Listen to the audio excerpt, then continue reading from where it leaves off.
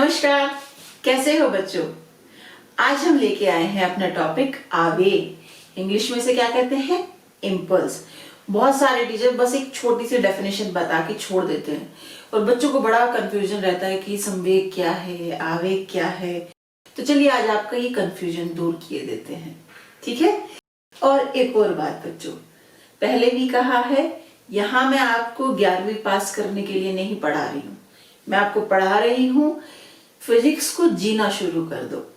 Physics से तुम अपने जो कंपटीशन है उसे क्रैक कर सको। अपना कल सुधारना है तो आज तो मेहनत करनी पड़ेगी और उस मेहनत में मैं आपका साथ दूंगी मैं।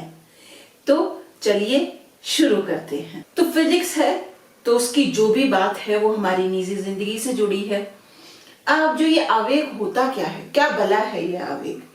तो निजी जिंदगी का एक एग्जांपल ले लेते हैं कि आप सोफे पे सोए हुए हैं, ठीक है, टीवी देखते देखते सो गए, सोफे से गिर गए, आप सीढ़ी पे चढ़ रहे थे, 20 पंतों की सीढ़ी है, मान लो आपकी, पंते मीन्स स्टेप्स, 20 स्टेप्स की आपकी सीढ़ी है, ऊपर वाली चोटी पे पहुंच के वहां से गिरे और सोचो आप चौथी मंजिल से गिर पड़े तो किस में सबसे ज्यादा चोट लगेगी? कॉमन सेंस, चौथी मंजिल में सबसे ज्यादा चोट लगेगी। क्यों आपका आंसर आया चौथी मंजिल में सबसे ज्यादा चोट लगेगी? ये चोट लगेगी सबसे ज्यादा, उसकी वजह क्या है? ये आवेग, इम्पल्स, ये होता है आपका उस चोट लगने की वजह, उस दर्द की वजह क्या है? ये आवेग है। तो आज हम ये सब क्लियर किए देते हैं कि आवेग होता क्या है, संवेग और आवेग में क्या संबंध है, ठीक है। तो चलिए अब देखते हैं आवेग की डेफिनेशन। तो आवेग हमारा क्या है? हम कहते हैं यदि कोई बल किसी सूक्ष्म अंतराल के लिए किसी वस्तु पर कार्यरत है तो बल और इस सूक्ष्म अंतराल के गुणनफल को हम आवेग कहते हैं। यदि कोई बल सूक्ष्म मीन्स बहुत छोटे समय के लिए, सूक्ष्म समय अंतराल के लिए किसी वस्तु पर कार्यरत है तो बल तथा सूक्ष्म अंतराल के गुणनफल को आवेग कहते हैं। आवेग कहते हैं। इसे हम प्रदर्शित करते हैं कैपिटल J से, F into delta T. Delta T क्या है? वो सूक्ष्म अंतराल। F क्या है? कार्यरत बल। तो J बराबर F इंटू डेल्टा टी। अब क्योंकि बल तो हमारा सदिश राशि है तो आवेग भी सदिश राशि होगी, तो इसकी दिशा क्या होगी? जिस दिशा में बल कार्यरत होगा उस ही दिशा में आवेग भी कार्यरत होगा। जिस दिशा में बल कार्यरत होगा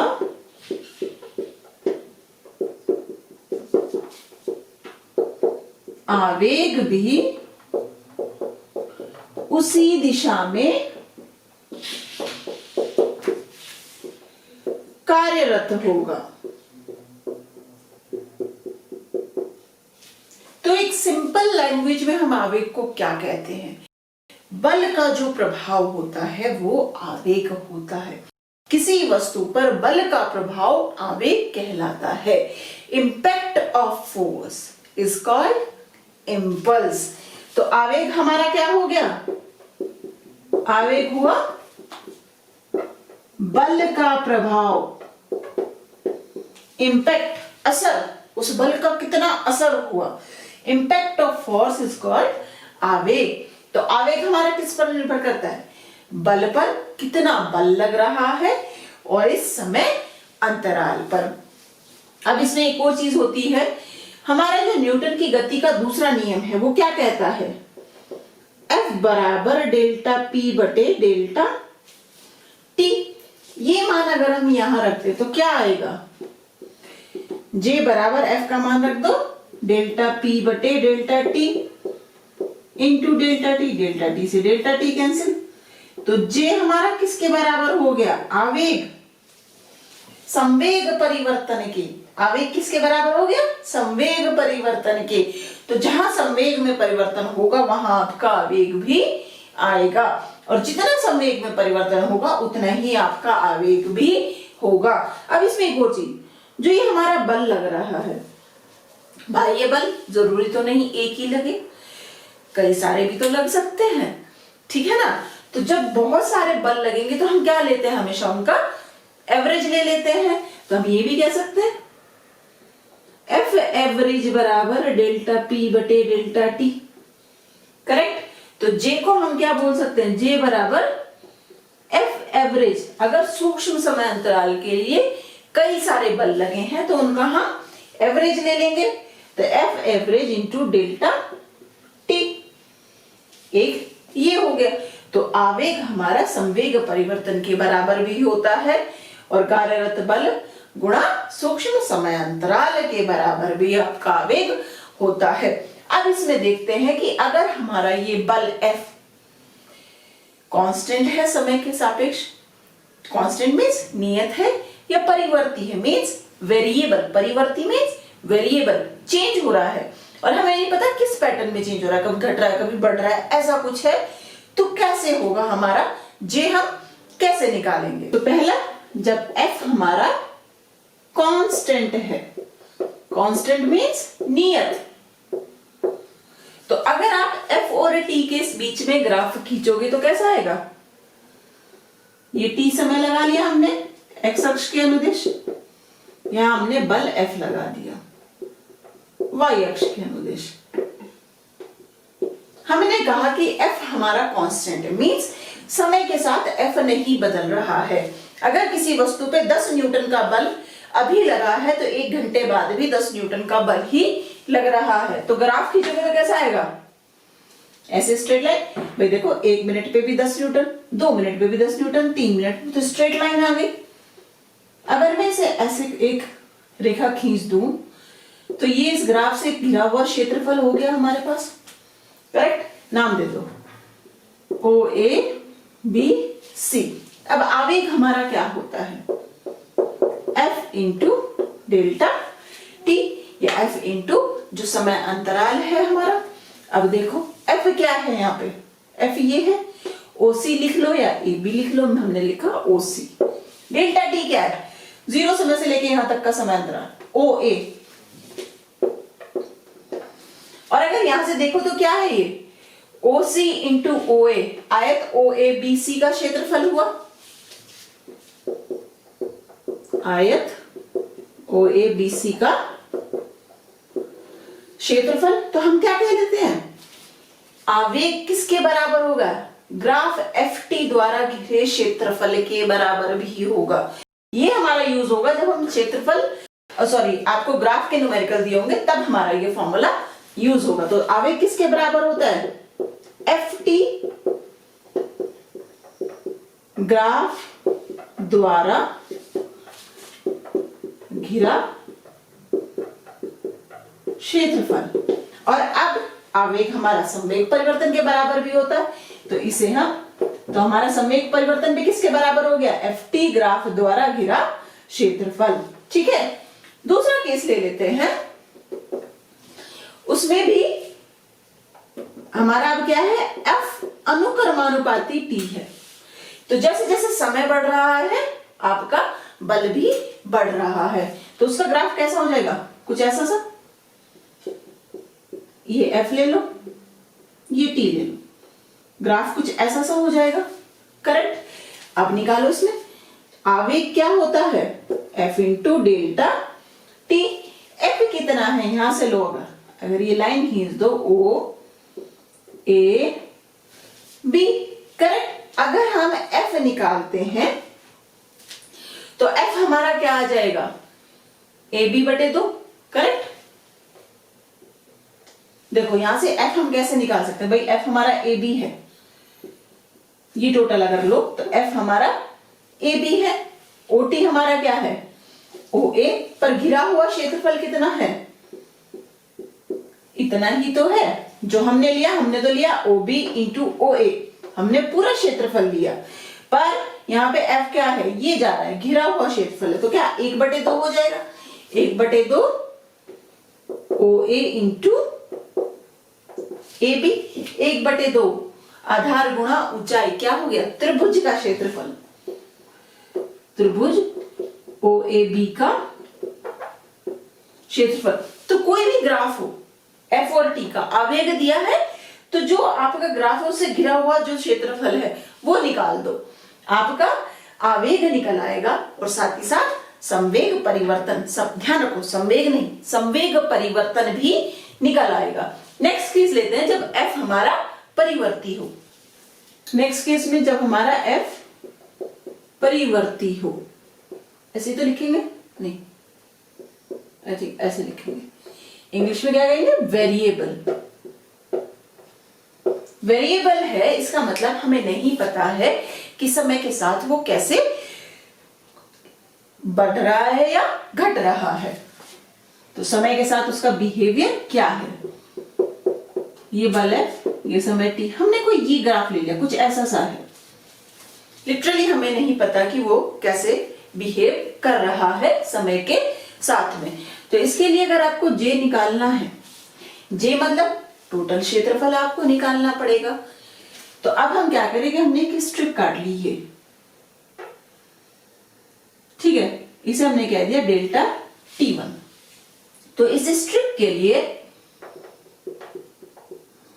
ये एक आयत हो गया, तो समय कितना होगा, ये बल कितना होगा, ये, तो इसके लिए आप कैसे ले सकते हो, अगर इतनी स्ट्रिप के लिए बल कितना है, हमने ले लिया वैल्यू F1 है, तो J का मान इस स्ट्रिप के लिए क्या हो जाएगा, F1 डेल्टा T1।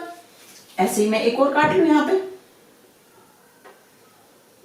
तो ये जो स्ट्रिप हम काट रहे हैं ये क्या हो रहा है, एक आयत ही तो हम काट रहे हैं, करेक्ट। तो ये देखो, ये ऐसे आयत ही तो काट रहे हैं। अगर मैं इसे कह दूं कि यहां समय अंतराल मैंने डेल्टा T2 बोल दिया, और यहाँ पे F की वैल्यू, अब इसमें एक और चीज है बच्चों, देखो यहाँ पे एक जो एक छोटा सा कर्व है, इसे हम नेग्लेक्ट कर रहे हैं, क्योंकि हमारा जो T है बहुत बारीक है, यहाँ तो मैं बहुत चौड़ा दिखा रही हूँ, ये बहुत बारीक है, बहुत छोटा टाइम है, तो जो ये रेखा है बहुत छोटा टाइम है, बहुत छोटा, तो ये रेखा आपको सीधी दिखाई पड़ेगी, ठीक है, इसलिए यहाँ पे F का मान एक ही लिया जा रहा है। तो इस स्ट्रिप के लिए हमारा क्या हो जाएगा, मान लो यहाँ पे मान F2 है, तो क्या हो गया, F2 डेल्टा T2। ऐसे ही अगर पूरा क्षेत्रफल हमें निकालना है, तो छोटे छोटे स्ट्रिप्स बनाते चले जाओ, माना कि हमारे पास n स्ट्रिप्स में हमारा पूरा क्षेत्रफल आ गया, तो आवेग क्या होगा, F1 delta T1 plus F2 delta T2, और कहां तक आए हम, Fn डेल्टा Tn। सारी स्ट्रिप्स बना दी हमने, n स्ट्रिप्स बनी, हमारी स्ट्रिप्स को क्या कहते हैं, पट्टियां, ये n पट्टियां हमने बना दी, तो हमारा पूरा क्षेत्रफल घिर गया। अब इस चीज को कैसे लिखते हैं, समीशन से, 1 to n Fi delta Ti। अब अगर मैं कह दूं कि ये डेल्टा T बहुत ही छोटा कर दिया मैंने, टेंड्स टू 0, मीन्स बहुत 0 नहीं हुआ है, टेंड्स टू 0 है, मीन्स उसके बहुत छोटा, बड़ा करीब है 0 के, तो उस दिशा, उस स्थिति में हम क्या लिख सकते हैं, ये F dt, उस स्थिति में हम इसे क्या लिख सकते हैं, F dt। तो जब F हमारा वेरिएबल हो, परिवर्ती हो, तो हम आवेग कैसे निकालेंगे, इंटीग्रल से, F dt, ये लिमिट क्या लगा देंगे, 0 to n, जितनी भी स्ट्रिप्स है, जितनी भी लिमिट्स है वो हमें बता देगा। तो J को हम कैसे निकालेंगे, इंटीग्रल से, अगर बल हमारा वेरिएबल है तो J को हम इंटीग्रल से निकालेंगे। और सेम चीज क्या लिख सकते हैं, बल परिवर्ती है तो संवेग परिवर्तन भी इसी फॉर्मूले से आपका निकलेगा। तो हमारे आवेग के कितने फॉर्मूले आ गए, सबसे पहला formula J equals to F into delta T, दूसरा formula J equals to F average into delta T, तीसरा फॉर्मूला J बराबर संवेग परिवर्तन, चौथा फॉर्मूला J बराबर FT ग्राफ द्वारा घिरा क्षेत्रफल, चौथा फॉर्मूला, चौथा नहीं पांचवा, F इंटू dt। ये फॉर्मूला कब लगेगा? जब F हमारा क्या हो? वेरिएबल।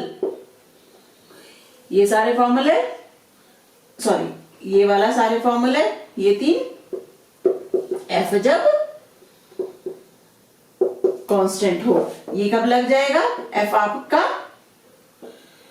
कांस्टेंट है या t के अनुक्रमानुपाती है।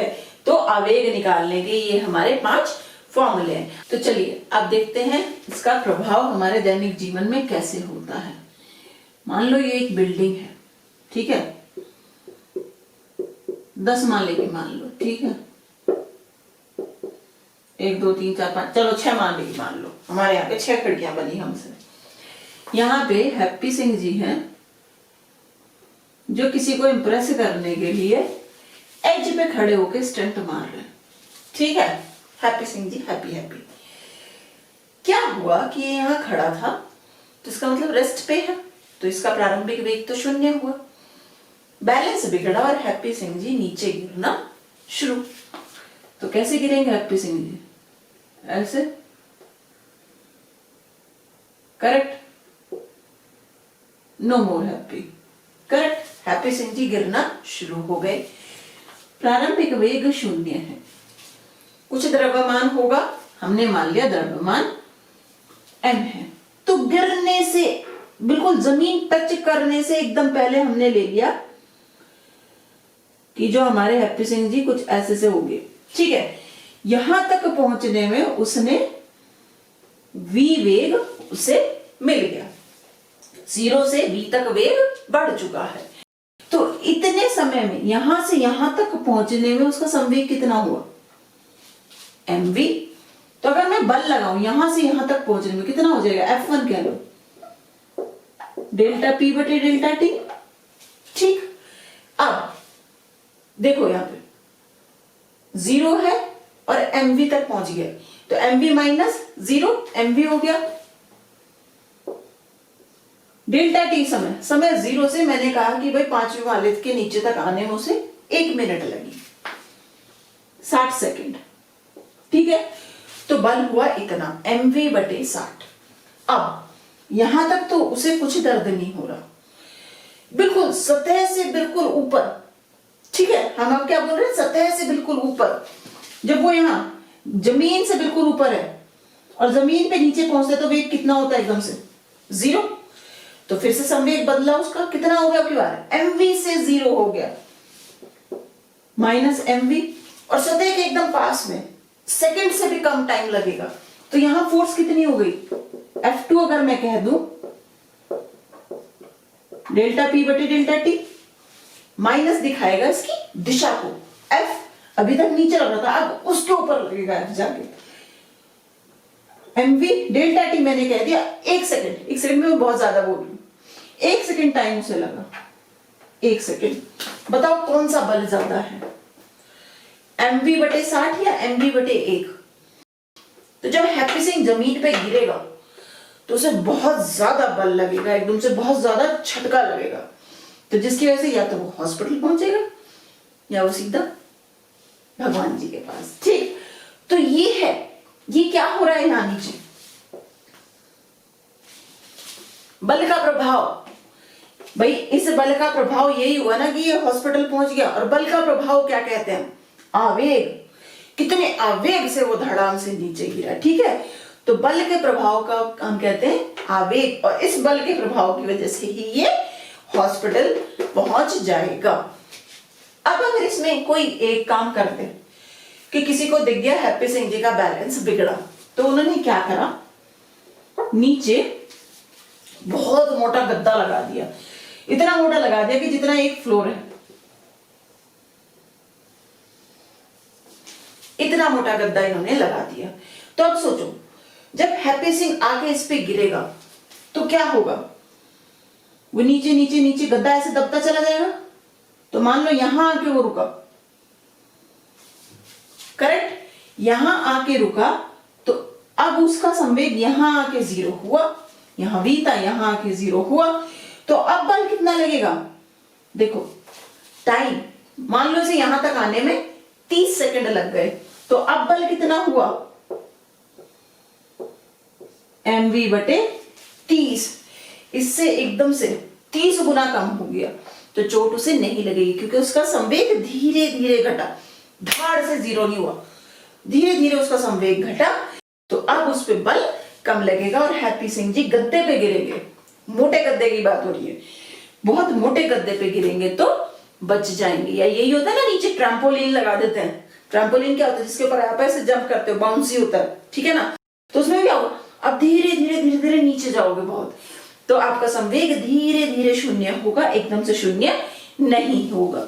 दूसरा एग्जाम्पल हम ले लेते हैं, क्रिकेट तो सब लोग देखते हैं। जब भी कोई बॉलर बॉल को कैच करता है तो वो ऐसे नहीं कैच करता, कैच करने के बाद ऐसे हाथ ले जाता है पीछे। क्यों क्यों ले जा रहा है वो ऐसे हाथ पीछे? ये देखो, यहां जब उसने बॉल को कैच करा, करेक्ट, तो मान लो ये लगा लो, ये ग्लव्स के हाथ है। जब बॉल आई तो बॉल बहुत तेज गति से आ रही है, ठीक है, ये बॉल है, संवेग mv है। जब उसने यहां कैच कर लिया एकदम से, तो एकदम से बॉल का वेग क्या हो गया? 0। तो बल कितना लगा उसके ऊपर? mv बटे मान लो 1 सेकेंड। तो यहां से यहां तक आने में 1 सेकेंड में उसने बॉल को कैच कर लिया और एकदम से बॉल रुक गई, तो उसके हाथों पे बहुत तेज चोट लगेगी। अगर बॉल बहुत तेज आ रही है और एकदम से वो यहीं पकड़ के उसे रोक दे, तो क्या हुआ? कुछ ही सेकंड में जितना संवेग था 0 हो गया। वो संवेग 0 हो गया तो बल का प्रभाव बहुत ज्यादा बढ़ गया। अब उसने क्या करा? बॉल लेके वो धीरे धीरे धीरे धीरे ऐसे पीछे उतर, तो बॉल जाके उसके हाथों पे टच नहीं हो रही, बस उंगलियों में फंस के धीरे धीरे धीरे धीरे पीछे आ रही है। तो उसमें क्या हुआ कि यहां आते आते आते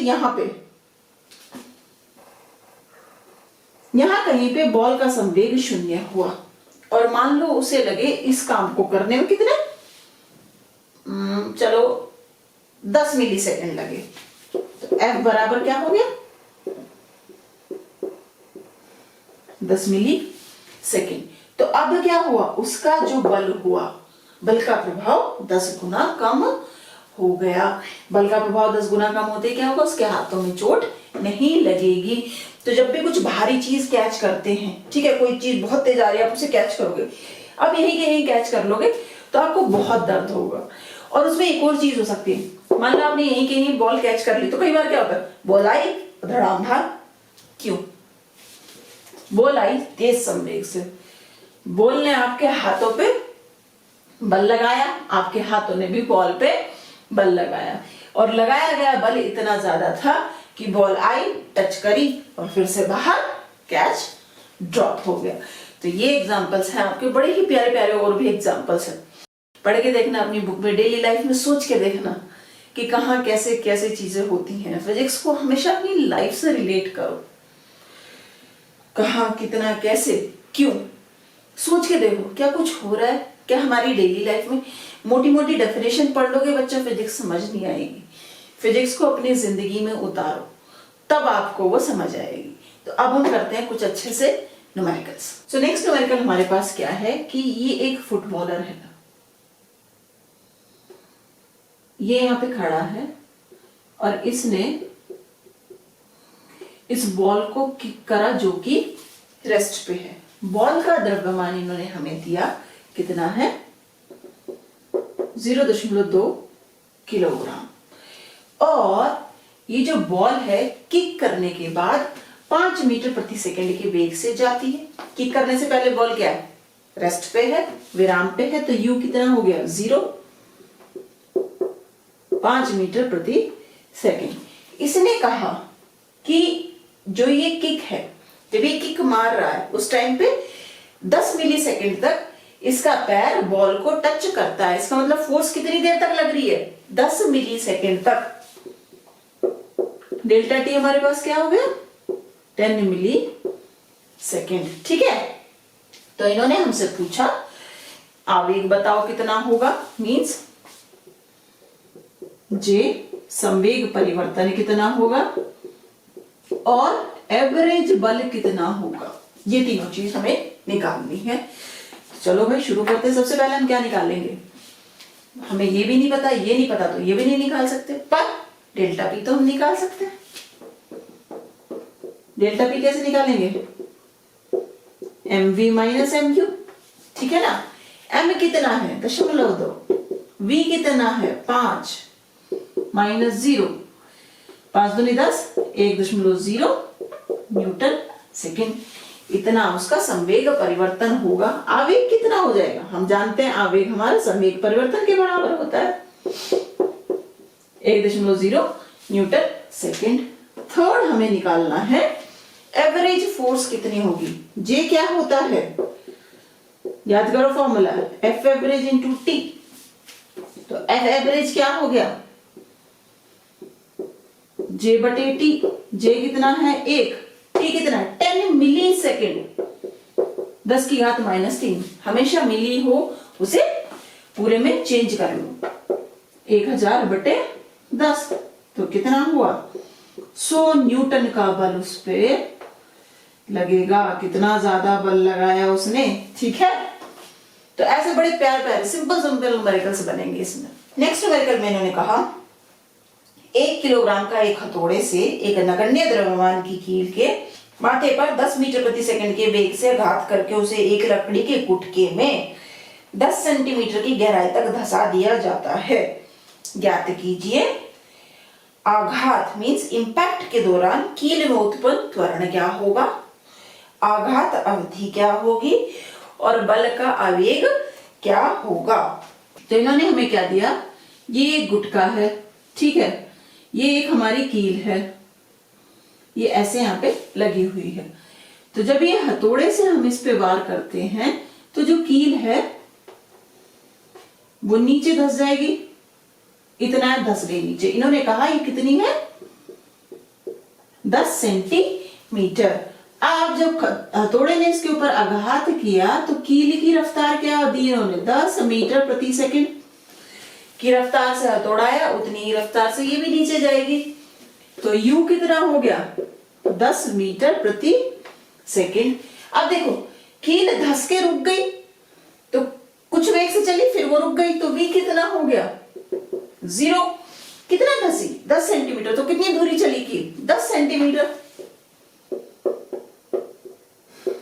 0.1 मीटर। हमें निकालना है त्वरण कितना होगा, तो क्या लिखेंगे v स्क्वायर बराबर v0 u square 100 plus 2 into 0.1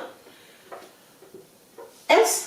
तो s कितना हो गया हमारे पास 100 बटे 2 गुणा 0.10, 500 माइनस, सॉरी s नहीं, s तो दिया हुआ है, हमें क्या निकालना है a।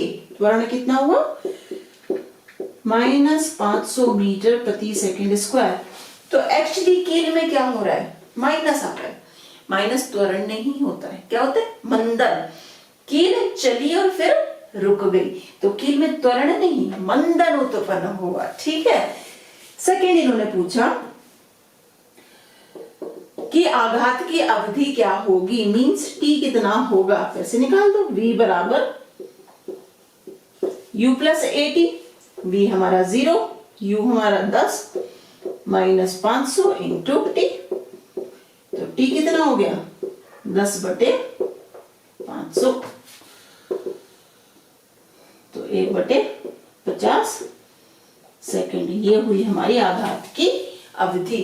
नेक्स्ट में इन्होंने पूछा है कि उसका आवेग कितना होगा। हम जानते हैं कि आवेग क्या होता है, संवेग परिवर्तन के बराबर हमारा आवेग होता है, तो हम इजीली निकाल सकते हैं उसे। लिख दो J बराबर डेल्टा पी। डेल्टा पी क्या हो जाएगा M V minus M U. M कितना है, ओके एम इन्होंने दिया है हमें 1 kilogram. 1 into V 0 minus M 1 into U 10 minus 10 newton second का आवेग उसमें उत्पन्न होगा। जहां माइनस दिखा रहा है बल की दिशा को, आवेग की दिशा को। नेक्स्ट न्यूमेरिकल में इन्होंने हमें एक ग्राफ दिया। ग्राफ कुछ ऐसे है, ये समय है, ये आपका बल है, और ग्राफ क्या है 10 20। यहाँ पे 2 4, अच्छा कुछ ऐसा सा है,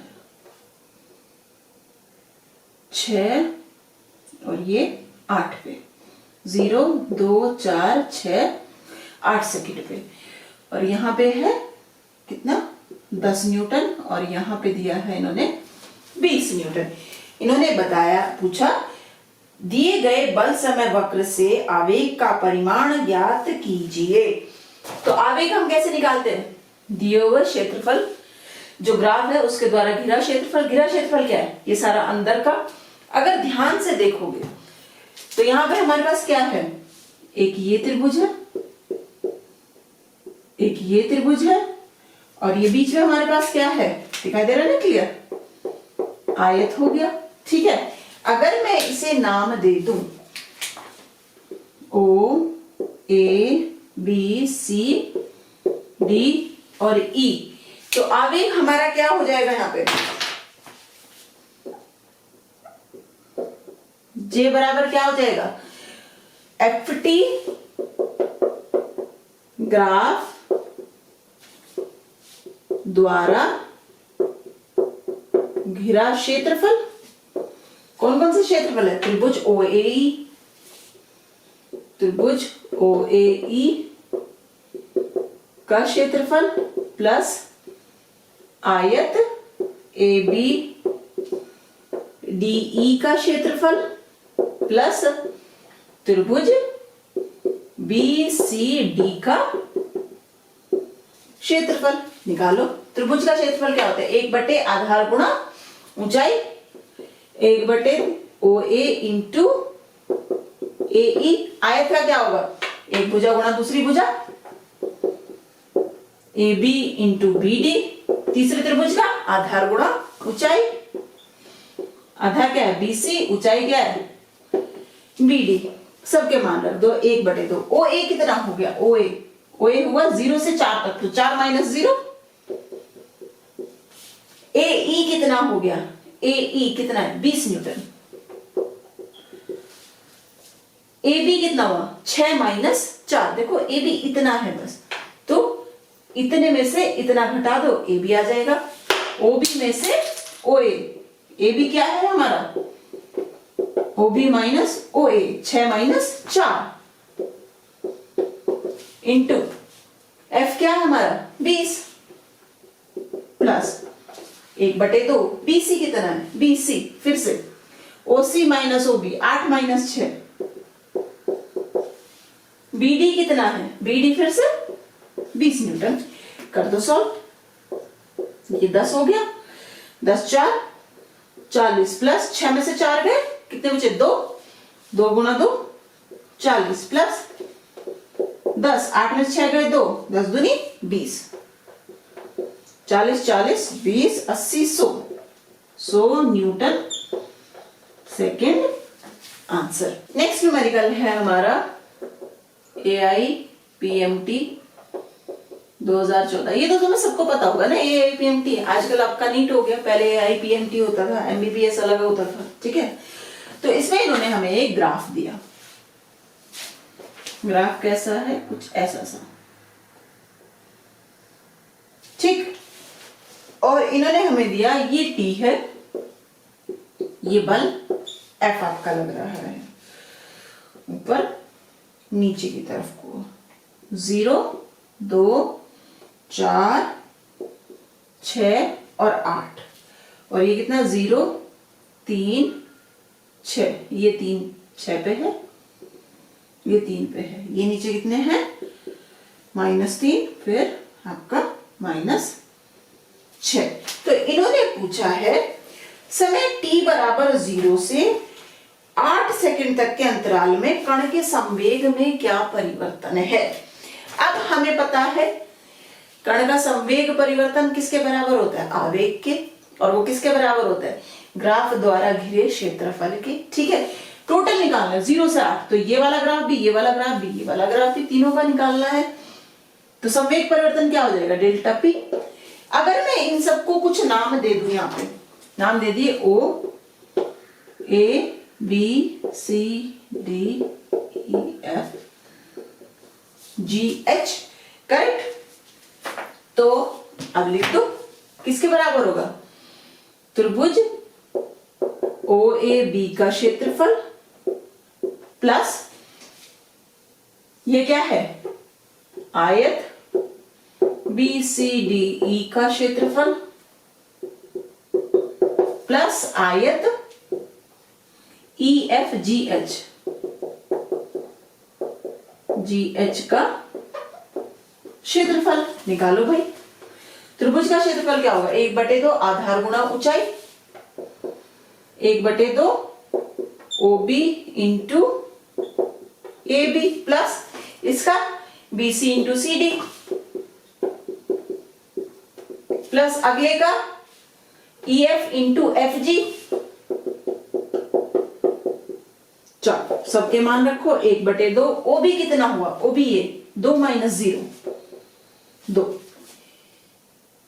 AB कितना हुआ 6 न्यूटन 6 प्लस, अब इसका निकालो BC -3 4 - 2 CD देखो क्या होगा, OD माइनस OC, तो कितना होगा 4 - 2। पहले लिखते हैं हम BC कितना है, -3 है, ध्यान देना -3 है, ठीक है। 4 - 2 प्लस नेक्स्ट का देखो, ये कितना हुआ, EF 3 न्यूटन, EH या FG कितना हुआ 8 - 4 8 - 4, 2 से 2 6 -3 4 - 2 2 2 3 6 -6 प्लस 8 - 4 4 4 3 12 न्यूटन सेकंड का संवेग परिवर्तन उसमें होगा। बिल्कुल सिंपल, बस आपको क्या याद होना चाहिए, ये कहां से आया, डेल्टा P बराबर FT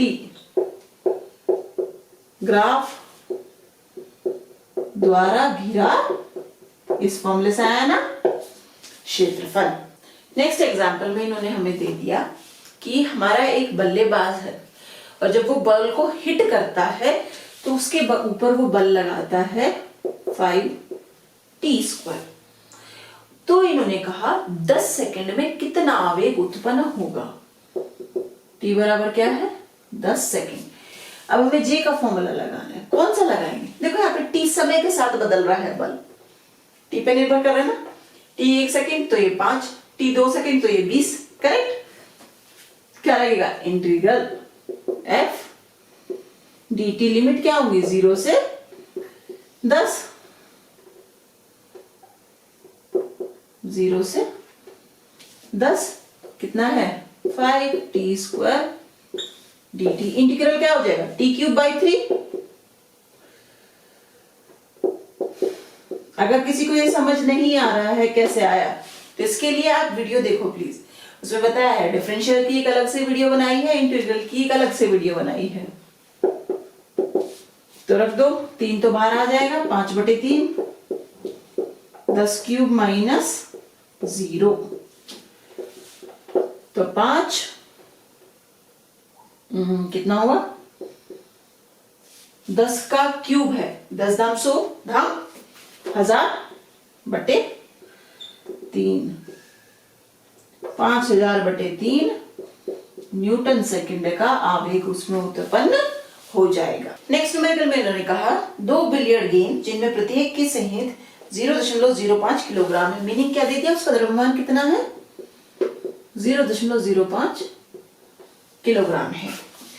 6 मीटर प्रति सेकंड की चाल से विपरीत दिशा में गति करती हुई संघट करती हैं और संघट के पश्चात उसी चाल से वापस लौटती हैं। प्रत्येक गेंद पर दूसरी गेंद कितना आवेग लगाती है। आवेग का मीनिंग क्या है, यहाँ पे या तो आप बल गुणा समय निकाल दो या आप संवेग परिवर्तन निकाल दो। तो इसमें एक और चीज है, क्योंकि दोनों बॉल सेम है और सेम ही वेलोसिटी से आ रही हैं, सेम ही उनका द्रव्यमान है, तो आवेग भी दोनों का सेम ही होगा। तो आप एक बॉल का निकाल तो दोनों के निकल जाएंगे। ये बॉल ए बी ऐसे आ रही थी 6 मीटर प्रति सेकेंड, संघट के बाद ऐसे चली गई 6 मीटर प्रति सेकेंड। तो संवेग परिवर्तन कैसे निकालेंगे? संवेग परिवर्तन किसका? बॉल ए का क्या हो जाएगा? P F minus P initial, correct. जो फाइनल माइनस शुरू का, या शुरू का माइनस फाइनल, कुछ भी निकाल दो, ठीक है। ऐसी कोई बहुत बड़ी चीज नहीं है कि कैसे निकालना है। तो अब देखो, आई वो कितने वेग से, जब इधर को गई तो संवेग क्या हुआ उसका? P1 हमारा कितना हुआ? 6 गुणा 0.05, तो कितना हुआ? 6 पंजे 30, तो 0.3 न्यूटन सेकेंड। जब वो वापस गई तो हमने कहा P2 संवेग हो गया, कितना हुआ? 6 गुणा 0.05, पर विपरीत दिशा में गई तो दिशा आ जाएगी माइनस, तो ये कितना हुआ? Minus 0.3 Newton second. संवेग परिवर्तन निकालेंगे जब बॉल ए का, तो क्या होगा? P2 माइनस P1, P2 कितना है? माइनस 0.3, माइनस P1 कितना है? 0.3, माइनस 0.6 न्यूटन सेकेंड। और ये किसके बराबर है? संवेग के, तो उसका संवेग हो रहा है 0.6 न्यूटन सेकेंड, और माइनस दिखा रहा है विपरीत दिशा में संवेग इस दिशा में होगा। जहां इस दिशा में रही थी संघट के बाद ऐसे है, तो संवेग भी इसी दिशा में उसका होगा। नेक्स्ट न्यूमेरिकल बहुत ही इंटरेस्टिंग है। इसमें इन्होंने हमें एक ग्राफ दिया कुछ ऐसा सा, और ग्राफ एफ और टी के बीच में नहीं है, एक्स और टी के बीच में दिया है हमें। इसमें इन्होंने क्या बोला? ये ए ओ ग्राफ है, ओ बी ग्राफ, और फिर ऐसे है ओ बी ग्राफ है, और ओ सी ग्राफ है। ये इन्होंने दिया, ये मान यहां पे इन्होंने दे दिया 3, यहां पे 4। तो इन्होंने हमसे क्या पूछा? t लेस देन 0, t 0 से बड़ा 4 से छोटा, और t ग्रेटर देन 4 पे बल क्या होगा, F क्या होगा, ये हमें निकालना है। दूसरे में इन्होंने पूछा, ये फर्स्ट पार्ट है, सेकेंड पार्ट में इन्होंने पूछा t बराबर 0 और t बराबर 4 सेकेंड पे आपका आवेग क्या होगा, ठीक है। तो सबसे पहले बल निकालते हैं। t less than 0 means OA। यहाँ पे आप क्या देख रहे हो? समय बदल रहा है, ठीक है, पर x तो आपका नहीं बदल रहा, x तो आपका एक्सिस के समानांतर ही है, करेक्ट। तो विस्थापन तो नहीं बदल रहा, विस्थापन नहीं बदल रहा, तो इसका मतलब क्या है? v बराबर क्या होता है? dx बटे dt, या x बटे t, x बटे t, x नहीं बदल रहा है, तो ये क्या हो गया? कांस्टेंट। त्वरण क्या हो जाएगा? dv बटे dt मीन्स 0, त्वरण 0 तो बल 0। नेक्स्ट है इसमें ऐसे, तो इसमें देखो जैसे जैसे t बढ़ रहा है वैसे वैसे ही x भी बढ़ रहा है। x अनुपाती है t के। इसका मतलब क्या है? कि वो एक नियत वेग से आगे बढ़ रहा है। नियत वेग मीन्स त्वरण 0, त्वरण 0 तो आपका बल भी 0। नेक्स्ट में फिर देखो, x तो 3 ही है, समय बदल रहा है बस।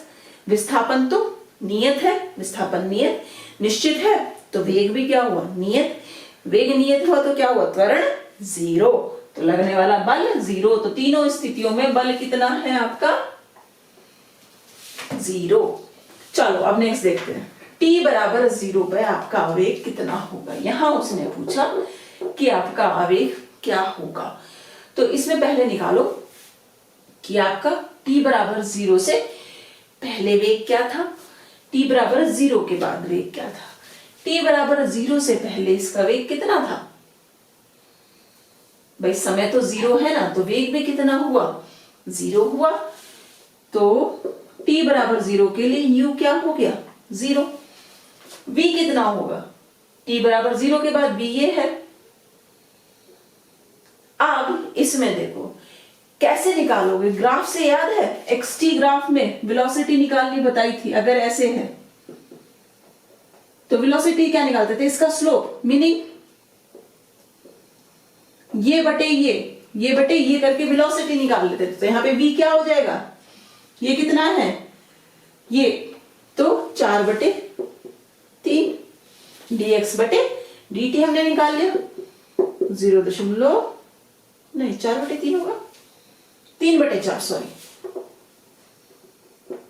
v क्या हुआ आपका, देखो भाई dx बटे dt, स्लोप यही तो हुआ लाइन का, दिस OB लाइन का स्लोप हमारा होगा dx बटे dt। x कितना है 3, t कितना है 4, तो 3/4, 4 करो 0, 4 7 28, 4 5 20, ये आ गया हमारे पास ये।